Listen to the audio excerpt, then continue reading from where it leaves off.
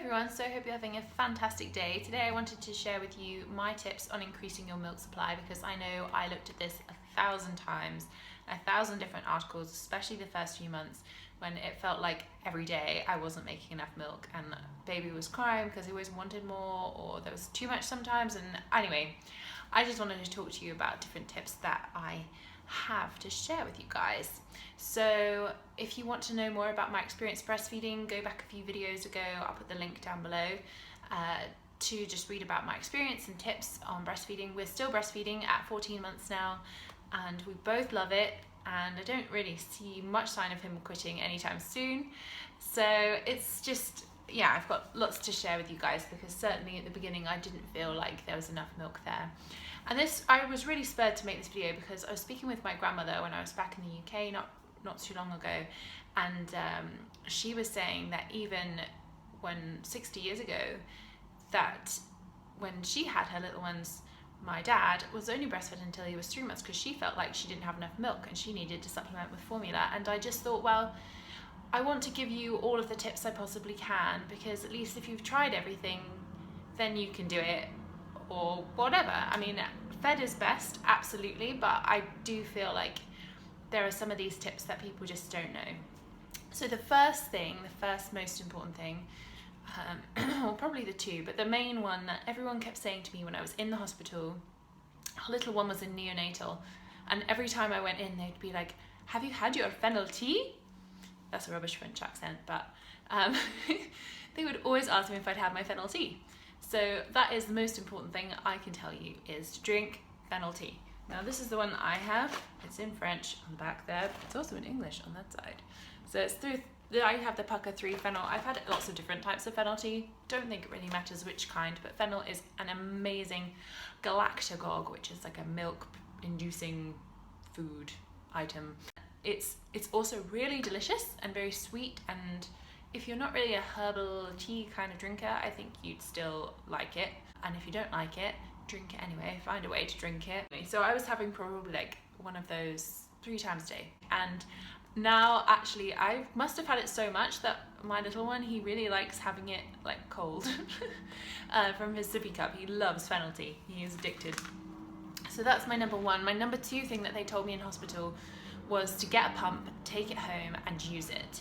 I would make sure to express at the beginning of the day, because overnight you have like your boobs get really big and really full, and you wake up and you're like, oh my goodness. And sometimes that can be just too much for the baby to swallow that sort of speed of milk. So it's good to express that. But that also means that then you're telling your body to produce even more milk than it needs. So actually, to increase supply for a few days, what I would do is just always pump like the first amount of each sort of feeding session, which so every 3 hours I just pump the first little bit.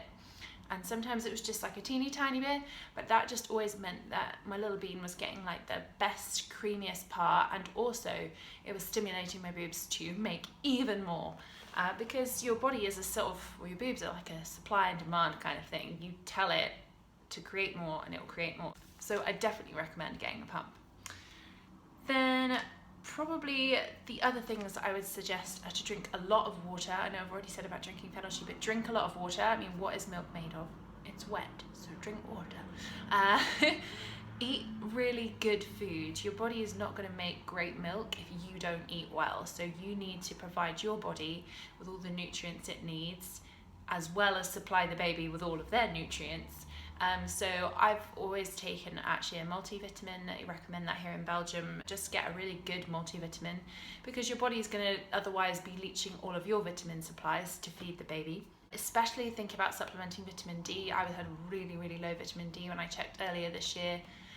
So especially if you're somewhere where it's like grey and disgusting outside, most of the time get that vitamin D in. I would also suggest that your baby, especially the first 3 or 4 months, you're going to probably be attached to your sofa. This is the sofa I was attached to, and I just basically set up camp here. Like, I had my water next to me, snacks, the remote control, very important, and we just basically spent most of our time here. We didn't go out a whole bunch, and we just chilled at home and breastfed most of the time. He actually took about 40 minutes each time to breastfeed, which was every 3 hours. It was pretty intense. It was a lot of breastfeeding, but it was really, really important for him to take that long. So keep baby to your boob lots. That's the key part here. Just keep them on for longer than you think and just enjoy it. You're never going to get that time back again, and it's just so lovely. Some babies take a while to figure out how to breastfeed properly, and so will you. It's a bit of a learning process. The other thing that I've always done is I've always done both boobs in one feed, always. I've never just done one and thought that would be enough. I've always done both, and sometimes he used to take the whole 2, sometimes do 1.5, and then always start on the one that you stopped on, just to make sure that they get full everything and you're working both boobs fully. Then I'd probably suggest just to avoid pacifiers and bottles if you can, because actually all the sucking they should be doing is on your boobs, because the sucking is what helps make the milk. So if they're not sucking, you're not going to make as much milk. So, and you don't want babies to like be worn out sucking on a pacifier. So the last thing I want to mention is galactagogues, which I mentioned before when I was talking about fennel tea. Galactagogues are foods that increase your milk supply, and basically there are lots of them. You can check them all out. I ate lots in what they call lactation cookies, which are really, really delicious. Basically oat raisin or oat chocolate chip cookies that you can make. You can freeze them. They're just so good. My mum made me batches when I was in the hospital, and they would always be some in the freezer, so I could just take one out, take it with me to the hospital, and they're really, really good. And I think they help you feel confident about your breastfeeding as well as actually helping. So they've got delicious things like oats and egg whites and brewer's yeast, which looks like this, and things like that in them. They've got fennel in them all ground up, and they're so tasty that I would just eat them like normally anyway. So I recommend that to all of my friends that are having babies. I just say, make a batch in advance, put them in the freezer, and get your friends to make you batches. Give them the recipes, they can bring some to you. They're just so good. And so if you know anyone that's just had a baby, make them some. I'll put the link down below as well for you guys for that one. And that's kind of it. There's so many things you can do to increase your milk supply, and I just feel like everybody feels at some point or for a long period of time that they don't have enough milk, and that is so totally normal. So don't feel like it's just you and you're a terrible person and like your body's broken or anything like that, because in fact it's normal to feel that way, and you can do all of those things and you probably will still feel like you're not making enough milk. But believe me, by about the 5th month you will feel like you're making enough milk, and there'll be days probably around the 3rd or 4th month where you wake up and there's milk everywhere and you go, awesome, okay, I'm making enough milk. And then you wish that you'd not done it because there was milk everywhere. But well, there you go. That's another tip.